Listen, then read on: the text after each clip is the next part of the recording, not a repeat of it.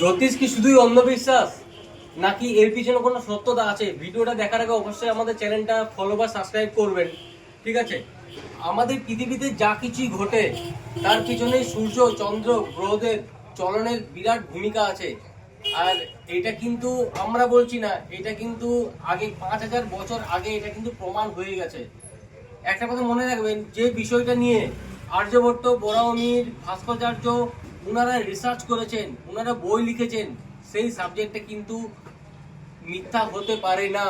আজকালকার দিনে, আজকালকার সায়েন্সের দিনে অনেকে বলে দেয় না এটা ফলস, এটা তাহলে নাসা যে প্ল্যানেটারি মুভমেন্ট আজকের দিনে প্রমাণ করেছে, সেটা আমাদের শাস্ত্রে বহু বছর আগে, 1000 বছর আগে কিভাবে প্রমাণিত হয়েছে, কিভাবে লেখা আছে, এটা আপনারাও জানেন। তো জ্যোতিষের পিছনে বিরাট বড় জিনিস আছে। আপনারা এই জিনিসটাকে অ্যাডপ্ট করুন।